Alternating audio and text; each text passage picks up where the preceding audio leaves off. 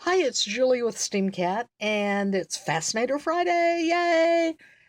Actually, I'm recording this a little bit earlier so I can show you some of the steps for making the Fascinator, and I'll put it all together for a final video. This is the base, and it's lined with wire, and then I used some double-sided bias tape, double fold bias tape, excuse me, to stitch it all in place. You can see the stitches here.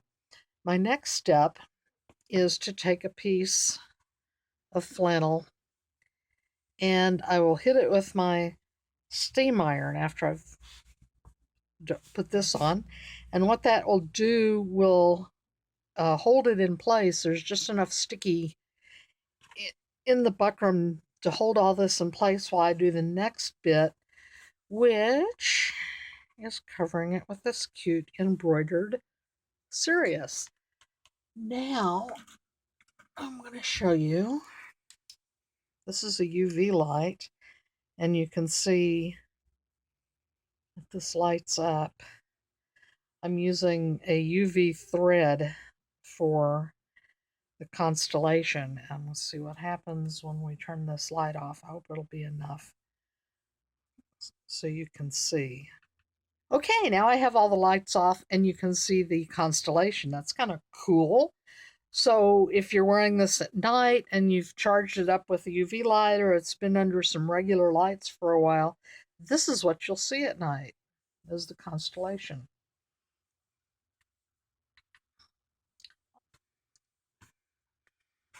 Once I've put that on, I will come around and line this with some ribbon.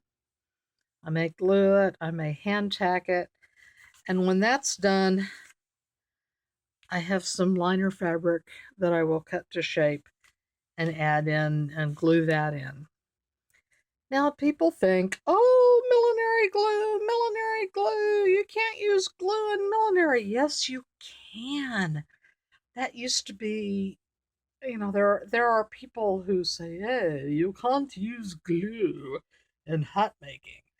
Well, there's a big tradition of using glue in hat making. They used to have a big pot of glue in the middle of the work table, and it was hot glue. Hot glue. It was on a hot plate, and they could dip their brushes in it and use the glue as they needed. So yes, you can use glue in millinery. You can use hot glue. Just like everything else, you want to be careful with it and make your work look good. So don't let anyone stick their nose up in the air and tell you, oh, we must use this. La ti da, I'm off to play the grand piano, because you don't. There's one more thing I want to do, and I'm going to keep my video running during this, but I will come back and edit all this crap out so you can see what I'm going to do. I have to get my materials. We're back! Yay! I lost my elastic. And of course, it was in the been helpfully labeled hat findings, but you know how that goes. So what I've done is I have marked 2 spots, and I'm going to use a tiny awl just to punch a hole.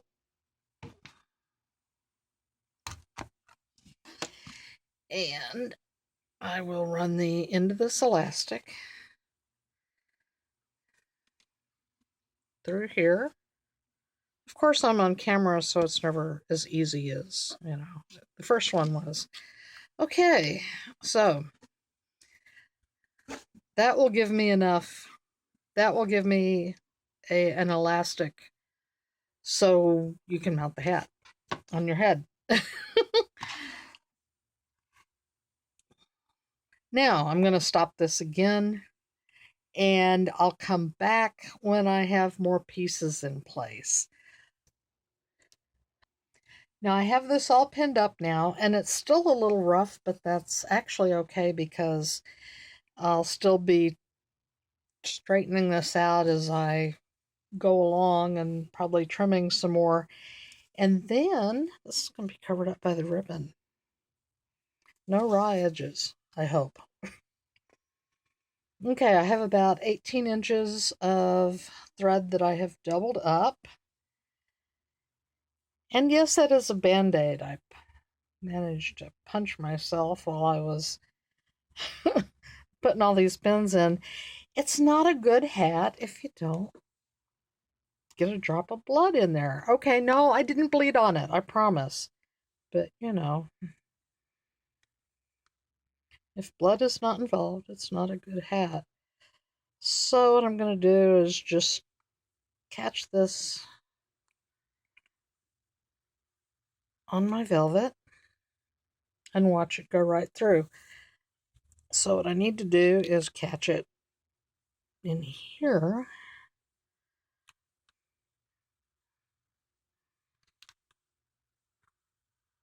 on the bias tape and then back through the velvet.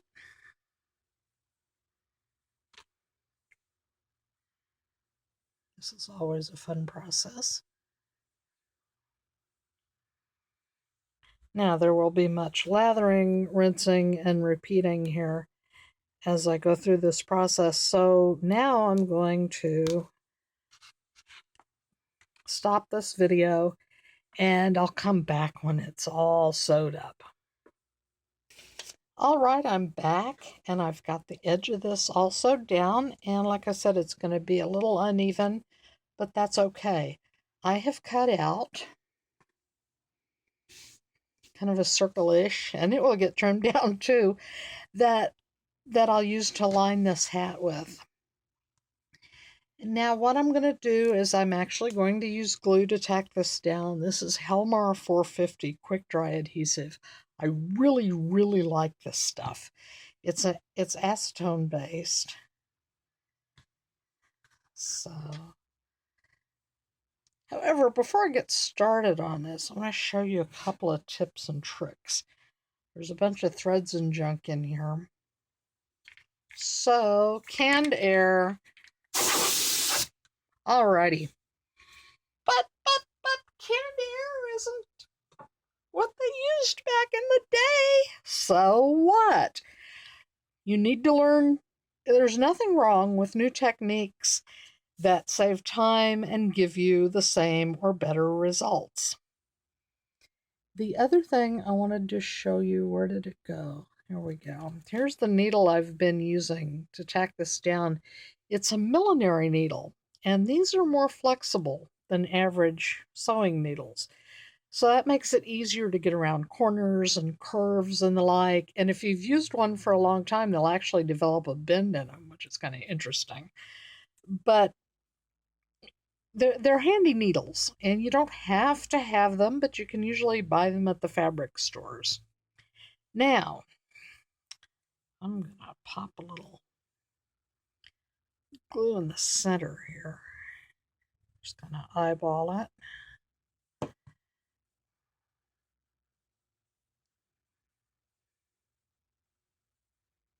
See if that gets us a good coverage. Yes, it does. Yay. Go that way a little bit. Yay. Okay. So now I can start gluing this down in different places. And there's nothing wrong with gluing a lining down. When they talk about how you must sew this and not glue it, a lot of that pertains to trimmings, because back in the day, people did swap out trimmings all the time. Or when they got home, they could remove the trimmings and put them away in a box if they weren't planning to wear that hat for a while. And that kept the trimmings nice and straight and neat while they could put the hat in a hat box. So, and it also made it easier to redo the trim completely the next year. So, women who weren't rich could take a hat and retrim it every year and have it last 3 or 4 years. So, yeah, there's no problem with using glue in a lot of situations here, but I'm going to put some just around the edge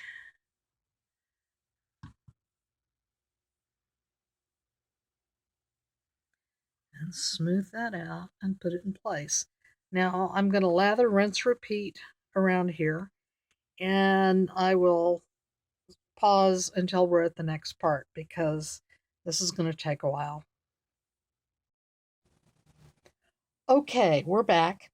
I've got the ribbon all pinned in. In larger hats, this is called a head size ribbon. Your head size, obviously, you get that. So what I'm going to be doing is,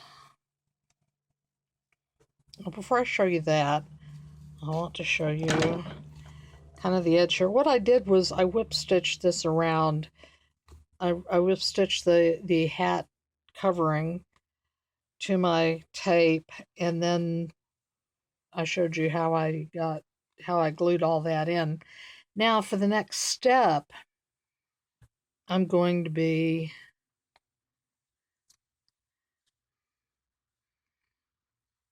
taking very tiny stitches and just kind of attaching this to the edge. Make sure you can see this. They'll be very tiny whip stitches. Now, some people may have a couple of questions like, what's the deal with 18 inches of thread?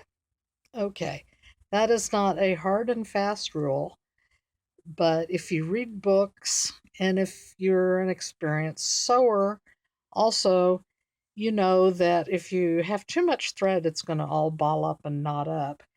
And 18 inches seems to be, for most people, an optimal length of thread. So your mileage or thread length may vary, but 18 inches is a good starting point if you're doing hand sewing. So why do we add the head size ribbon? Well, I've talked about raw edges. Covering up the raw edges is just more aesthetic. It makes your hat look more finished. Okay, look, we're finished. Yay! Here's the back, and I'm just going to let that sit on the block for a while, and the ribbon will compress down a bit. So I was going to show you about how it was finished. You've probably seen a lot of hats with the ribbon folded over like this. What that does is create a finished look. Very simple. But also, if you get a hat that you don't know which ends which, something like that denotes the back. There might be a folded ribbon, a label, a little bow, and I've even seen the bows in men's hats. So just something to denote the back. And, you may look at that and go, what was the designer thinking? I'd rather wear it this way. And that's fine too. But at least you know what the intent was and where the back is supposed to be. So, I'm going to show this one more time. I'm just using a little UV flashlight to... Okay, I'm activating this with the UV light, and it's not staying on for very long because this isn't a very powerful light. But there you go. You can kind of see what it looks like. And in person, it glows for a lot longer, but the camera doesn't seem to be picking it up. So there we go. This is the serious light. Are you serious? Well, I am, because I made a hat. So this was Fascinator Friday, and be sure to share and enjoy or something. But like the video, subscribe. It really helps. So thank you, and we'll see you for the next Fascinator Friday.